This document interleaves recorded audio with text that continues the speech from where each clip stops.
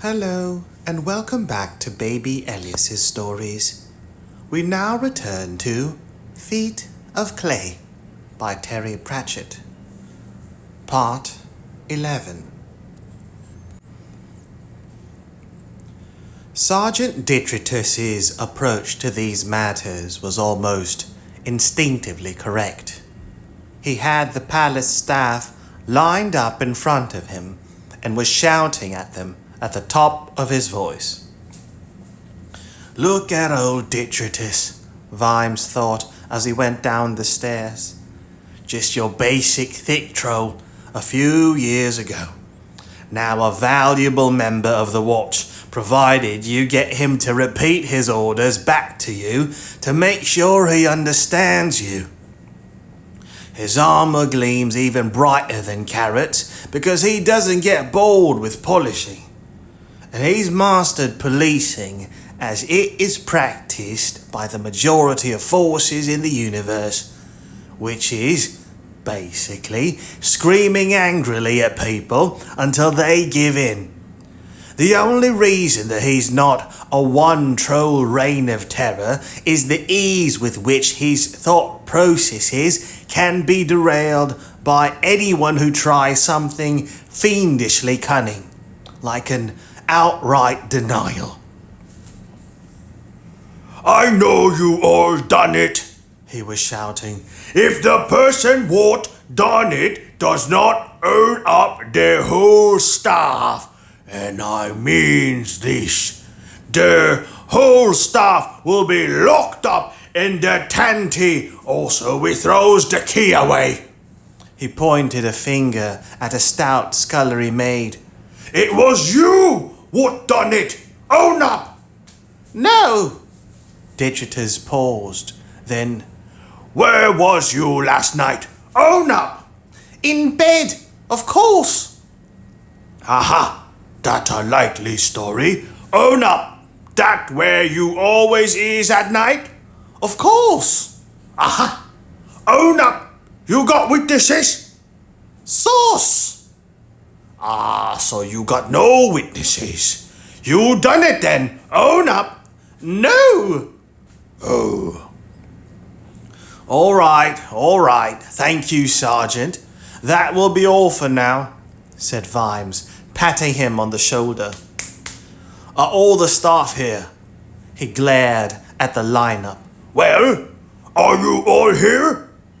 There was a certain amount of reluctant shuffling among the ranks, and then someone cautiously put up a hand. Mildred Easy hasn't been seen since yesterday, said its owner. She's the upstairs maid. A boy come with a message. She had to go off to see her family. Vimes felt the faintest of prickles on the back of his neck. Anyone know why? He said. Don't know, sir. She left all her stuff. All right, Sergeant. Before you go off shift, get someone to find her. Then go and get some sleep. The rest of you, go and get on with whatever it is you do.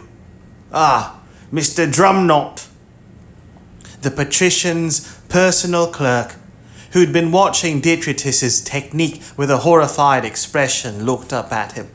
Yes, Commander. What's this book? Is it his lordship's diary? Drumknot took the book. It looks like it, certainly. Have you been able to crack the code? I didn't know it was in code, Commander. What?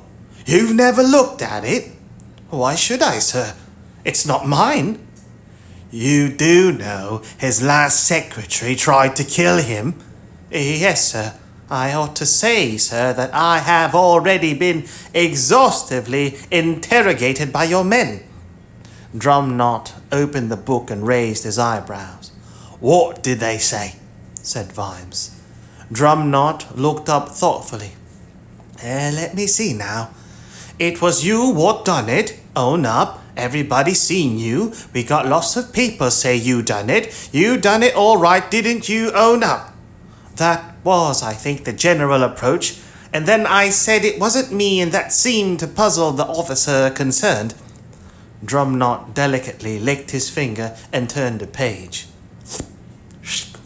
Vimes stared at him. The sound of saws was brisk in the morning air. Captain Carrot knocked against the timber yard door, which was eventually opened. "Good morning, sir," he said. "I understand you have a golem here." "Had," said the timber merchant. "Oh dear, another one," said Angua. That made 4 so far. The one in the foundry had knelt under a hammer. The one in the stonemason's yard was now 10 clay toes sticking out from under a 2-ton block of limestone. One working in the docks had last been seen in the river, striding towards the sea. And now this one. "It was weird," said the merchant, thumping the golem's chest. "Sydney said it went on sawing all the way up to the moment it sawed its head right off. I've got a load of ash planking, got to go out this afternoon." "I got a load of ash planking, got to go out this afternoon. Who's going to saw it up, may I ask?" Angua picked up the golem's head. Insofar as it had any expression at all, it was one of intense concentration. "Here," said the merchant. "Alf told me he heard in the drum last night that golems have been murdering people." "Inquiries are continuing," said Carrot. "Now then, it's Preble Skink, isn't it? Your brother runs the lamp oil shop in Cable Street, and your daughter is a maid at the university?" The man looked astonished, but Carrot knew everyone. "Yeah." "Did your golem leave the yard yesterday evening?" "Well, yeah, early on. Something about a holy day." He looked nervously from one to the other. "You got to let them go, otherwise the word's in their heads." "And then it came back and worked all night?" "Yeah, what else would it do? And then Alf came in on early, turned.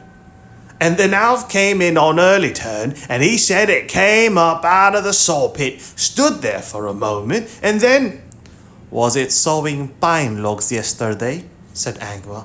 "That's right. Where am I going to get another golem at short notice, may I ask?" "What's this?" said Angua. She picked up a wood-framed square from a heap of sawdust. "This was its slate, was it?" She handed it to Carrot. "Thou shall not kill," Carrot read slowly. "Clay of my clay. Ashamed. Do you have any idea why it'd write that?" "Search me," said Skink. "They're always doing dumb things." He brightened up a bit. "Hey, perhaps it went potty. Get it? Clay, pot, potty." "Extremely funny," said Carrot gravely. "I will take this as evidence. Good morning." "Why did you ask about pine logs?" he said to Angua as they stepped outside. "I smelled the same pine resin in the cellar." "Pine resin's just pine resin, isn't it?" "No, not to me. That golem was in there." "They all were," sighed Carrot. "And now they're committing suicide." "You can't take life you haven't got," said Angua. "What shall we call it then? Destruction of property?" said Carrot. "Anyway, we can't ask them now." He tapped the slate. Tuck, tuck, tuck. "They've given us the answers," he said. "Perhaps we can find out what the questions should have been." "What do you mean, nothing?" said Vimes. "It's got to be the book. He licks his fingers to turn a page, and every day he gets a little dose of arsenic. Fiendishly clever." "Sorry, sir," said Cheery, backing away. "I can't find a trace. I've used all the tests I know." "You're sure?" I could send it up to the Unseen University. They've built a new morphic resonator in the high energy magic building. Magic would easily... Don't do that, said Vimes. We'll keep the wizards out of this. Damn! For half an hour there, I really thought I got it. He sat down at his desk. Something new was odd about the dwarf. But again, he couldn't quite work out what it was. We're missing something here, Littlebottom, he said. Yes, sir. Let's look at the facts. If you want to poison someone slowly, you've either got to give them small doses all the time, or at least every day. We've covered everything the Patrician does. It can't be the air in the room. You and I have been in there every day. It's not the food. We're pretty sure of that. Is something stinging him? Can you poison a wasp? What we need... Excuse me, sir. Vimes turned. Detritus, I thought you were off duty. I got them to give me the address of that maid called Easy, like you said Detritus stoically. I went up there and there was people all looking in. What do you mean? Neighbors and that, crying women all round the door. And I remember what you said about that diplo word. Diplomacy, said Vimes. Yeah, no shouting at people and that. I thought this looked a delicate situation. Also, they was throwing stuff at me, so I came back here. I write down the address, and now I'm going home. He saluted, rocked slightly from the force of the blow to the side of his head, and departed. Thanks, Detritus, said Vimes. He looked at the paper written in the troll's big round hand. East floor back, 27 Cockbill Street, he said. Good grief! You know it, sir. Should do. I was born in that street, said Vimes. It's down below the shades. Easy, easy, yes, now I remember. There was a Mrs. Easy down the road, skinny woman, did a lot of sewing. Big family. Well, we were all big families. It was the only way to keep warm. He frowned at the paper. It wasn't as if it were any particular lead. Maidservants were always going off to see their mothers every time there was the least little family upset. What was it his granny had used to say? Your son's your son till he takes a wife, but your daughter's your daughter all your life. Sending a watchman around would almost certainly be a waste of everyone's time. Well, Cockbill Street, he said. He stared at the paper again. You might as well rename the place Memory Lane. No, you couldn't waste watch resources on a wild goose chase like that. But he might look in, on his way past, some time today. Littlebottom. Sir. On your lips. Red. On your lips? Lipstick, sir. Oh, lipstick. Fine, lipstick. Constable Angua gave it to me, sir. That was kind of her, said Vimes. I expect. It was called the Rat's Chamber. In theory, this was because of the decoration. Some former resident of the palace had thought that a fresco of dancing rats would be a real decorative coup. There was a pattern of rats woven in the carpet. On the ceiling, rats danced in a circle, their tails intertwining at the center. After half an hour in that room, most people wanted a wash. Soon, then, there would be a big rush on the hot water. The room was filling up fast. By common consent, the chair was taken and amply filled by Mrs. Rosemary Palm, head of the Guild of Seamstresses, as one of the most senior guild leaders. "Quiet, please, gentlemen." The noise level subsided a little. "Dr. Downey," she said. The head of the Assassins' Guild nodded.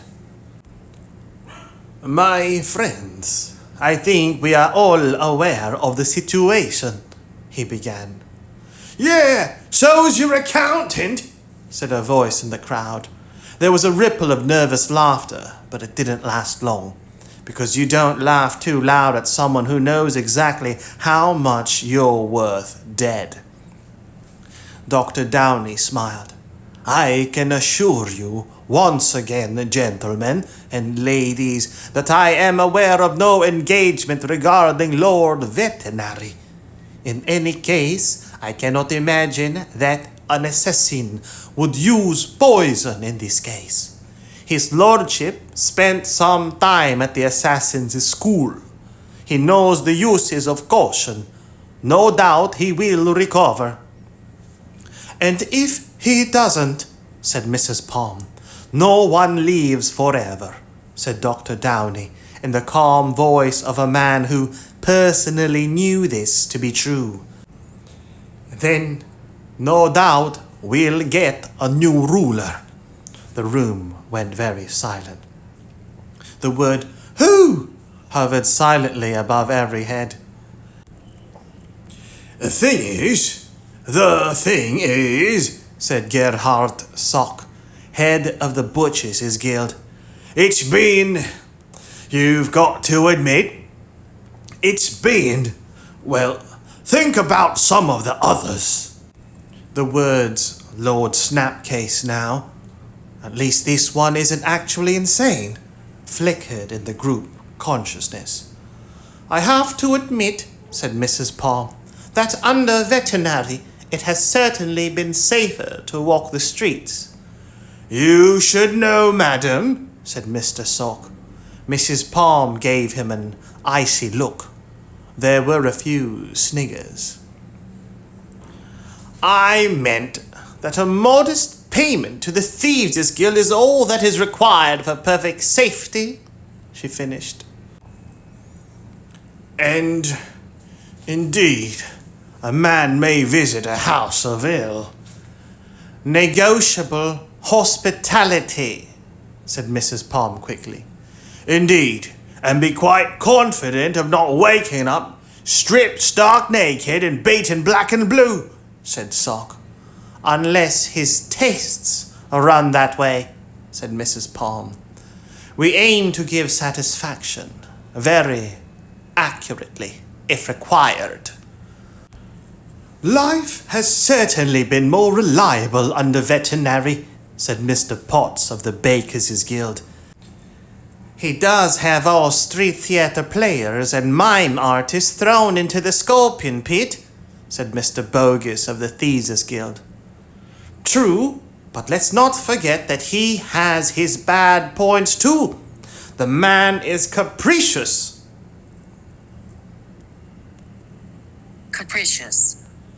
Capricious, given to sudden and unaccountable changes of mood or behavior. Capricious, fickle. "You think so? Compared to the ones we had before, he's as reliable as a rock." "Snapcase was reliable," said Mr. Sock gloomily. "Remember when he made his horse a city councillor?" "You've got to admit it wasn't a bad councillor compared to some of the others." "As I recall, the others at that time were a vase of flowers, a heap of sand, and 3 people who had been beheaded." "Remember all those fights? All the little gangs of thieves fighting all the time? It got so that there was hardly any energy left to actually steal things," said Mr. Bogus. "Things are indeed more reliable now." Silence descended again. That was it, wasn't it? Things were reliable now. Whatever else you said about old Vetinari, he made sure today was always followed by tomorrow. If you were murdered in your bed, At least it would be by arrangement. Things were more exciting under Lord Snapcase, someone ventured. Yes, right up until the point when your head fell off. The trouble is, said Mr. Bogus, that the job makes people mad. You take some chap who's no worse than any of us, and after a few months he's talking to Moss and having people flayed alive. Vetinari isn't mad. Depends on how you look at it. No one can be as sane as he is without being mad. I am only a weak woman, said Mrs. Palm to the personal disbelief of several present. But it does seem to me that there's an opportunity here. Either there's a long struggle to sort out a successor, or we sort it out now. Yes? The guild leaders tried to look at one another while simultaneously avoiding everyone else's glances. Who would be Patrician now? Once there'd have been a huge multi-sided power struggle, but now... You got the power, but you got the problems too. Things had changed. These days, you had to negotiate and juggle with all the conflicting interests. No one sane had tried to kill Vetinari for years, because the world with him in it was just preferable to one without him. Besides, Vetinari had tamed Ankh-Morpork. He tamed it like a dog. He'd taken a minor scavenger among scavengers and lengthened its teeth and strengthened its jaws and built up its muscles and studded its collar and fed it lean steak, and then he'd aimed it at the throat of the world. He'd taken all the gangs and squabbling groups and made them see that a small slice of the cake on a regular basis was better by far than a bigger slice with a dagger in it. He'd made them see that it was better to take a small slice but enlarge the cake.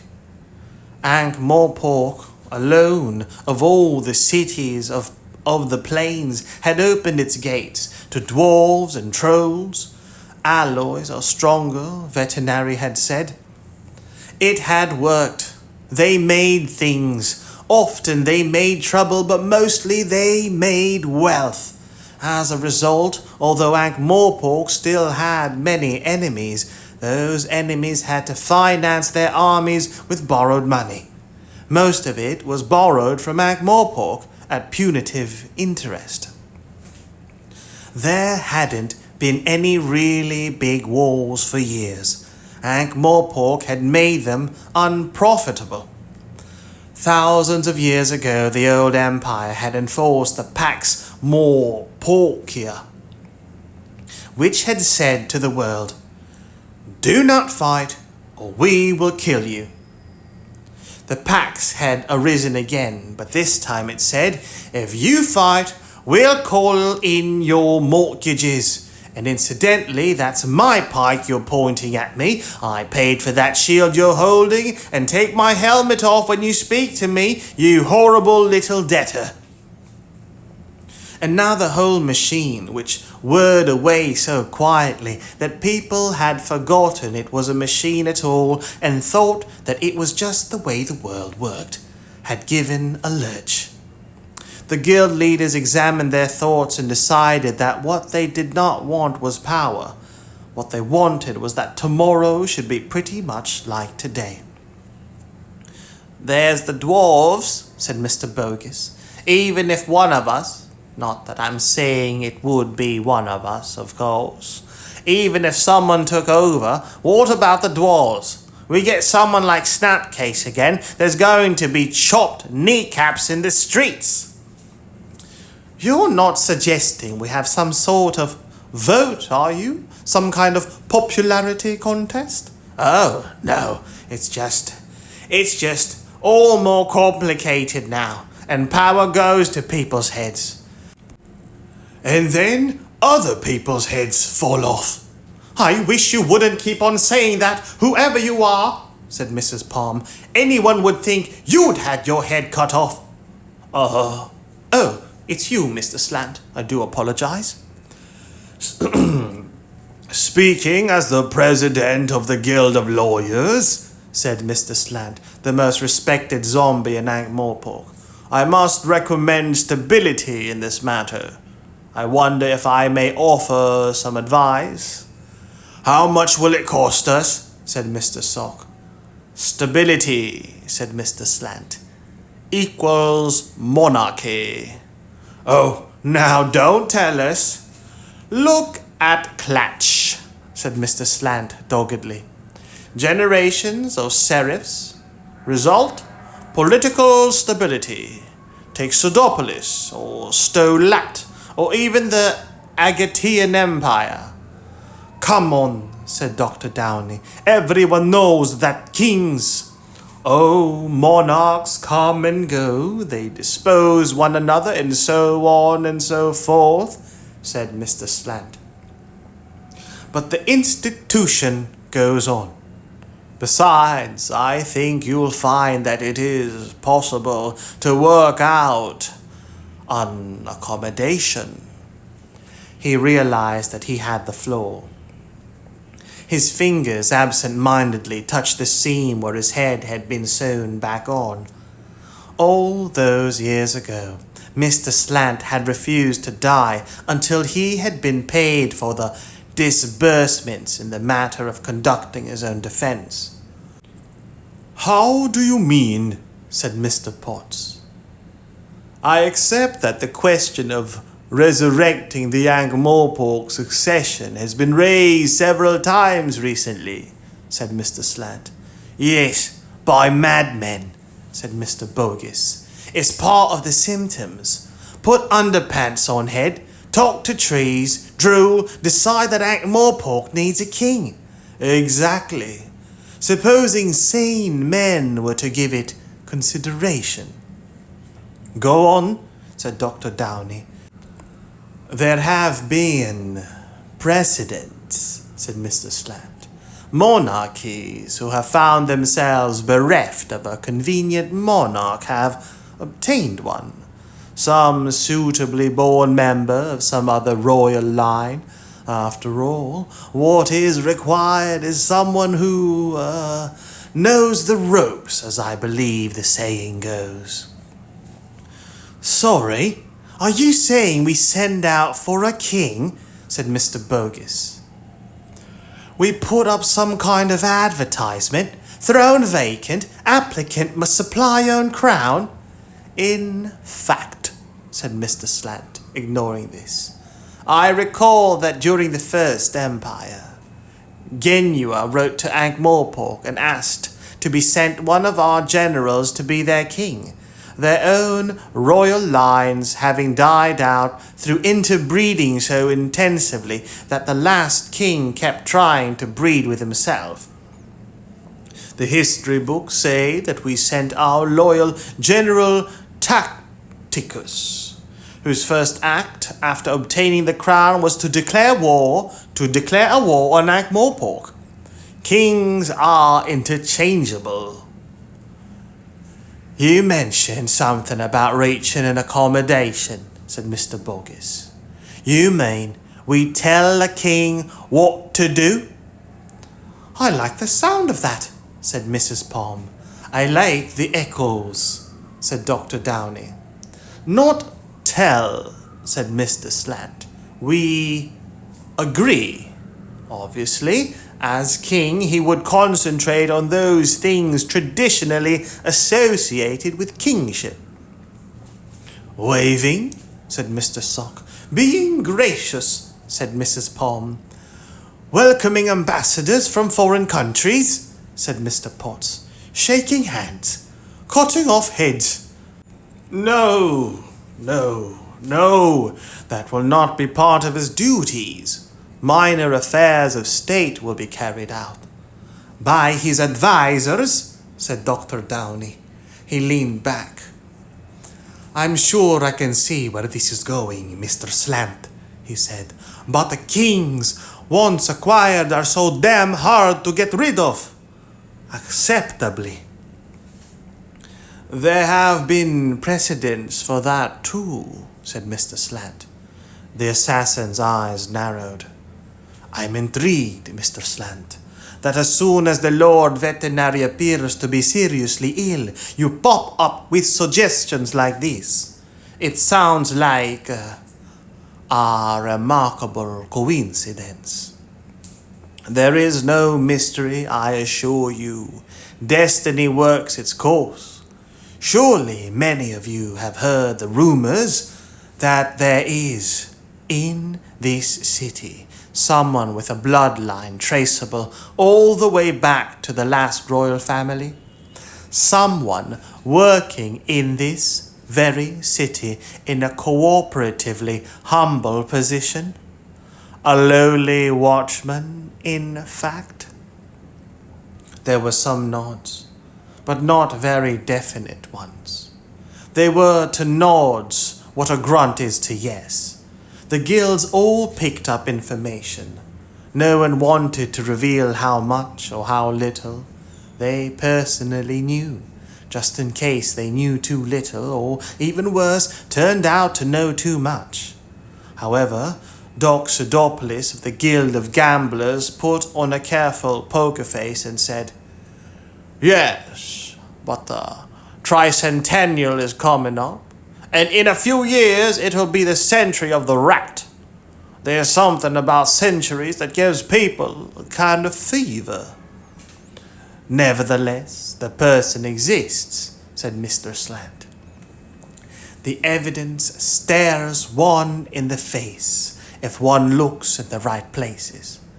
Very well, said Mr. Boggis. Tell us the name of this captain. He often lost large sums at poker. Captain, said Mr. Slant. I'm sorry to say his natural talents have thus far not commended him to that extent. He is a corporal. Corporal C.W. St. J. Nobbs. There was silence. And then there was a strange putting sound, like water negotiating its way through a partially blocked pipe.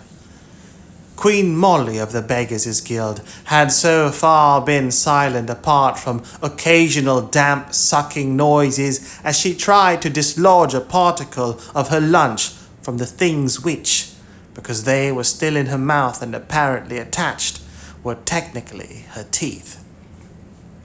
Now she was laughing. The hairs wobbled on every ward. Nobby Nobbs, she said. You're talking about Nobby Nobbs? He is the last known descendant of the Earl of Ankh, who could trace his descent all the way to a distant cousin to the last king, said Mr. Slant. It's the talk of the city. A picture forms in my mind, said Dr. Downey.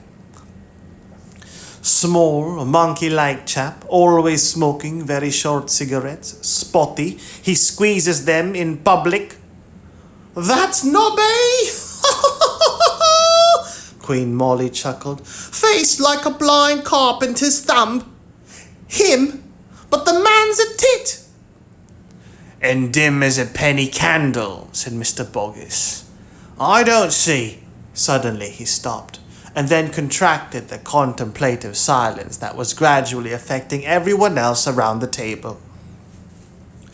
Don't see why we shouldn't give this due consideration, he said after a while. The assembled leaders looked at the table. Then they looked at the ceiling. Then they studiously avoided one another's gaze. Blood will out, said Mr. Carey. When I've watched him go down the street, I've always thought, there's a man who walks in greatness, said Mrs. Palm. He squeezes them in a very regal way, mind you, very graciously. The silence rolled over the assembly again, but it was busy, in the same way that the silence of an anthill is busy. I must remind you, ladies and gentlemen, that poor Lord Vetinari is still alive, said Mrs. Palm. Indeed, said Mr. Slant. and long may he remain so. I've merely set out for you one option against that day. May it be a long time coming when we should consider a successor. In any case, said Dr. Downey, there is no doubt that Vetinari has been overdoing it. If he survives, which is greatly to be hoped, of course, I feel we should require him to step down for the sake of his health. Well done, thou good and faithful servant, and so on.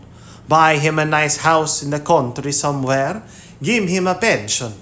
Make sure there is a seat for him at official dinners. Obviously, if he can be so easily poisoned now, he should welcome the release from the chains of office. What about the wizards? Said Mr. Bogus. They've never got involved in civic concerns, said Downey. Give him 4 meat meals a day and tip your hat to them and they're happy. They know nothing about the politics. The silence that followed was broken by the voice of Queen Molly of the Beggars. What about Vimes? Dr. Downey shrugged. He is a servant of the city. That's what I mean. Surely we represent the city. Ha! He won't say it that way. And you know what Vimes thinks about kings. It was a Vimes who chopped the head of the last one. There's a bloodline that thinks a swing of an axe can solve anything. Now, Molly, you know Vimes would probably take an axe to Vetinari if he thought he could get away with it. No love lost there, I fancy. He won't like it, that's all I tell you. Vetinari keeps Vimes wound up. No knowing what happens if he unwinds all at once. He is a public servant, snapped Dr. Downey.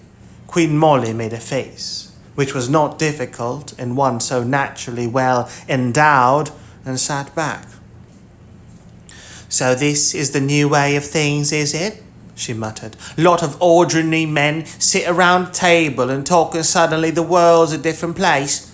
The sheep turn round and charge the shepherd. There is a soiree at Lady Salice's house this evening, said Dr. Downey, ignoring her. I believe Nobbs is being invited. Perhaps we can meet him.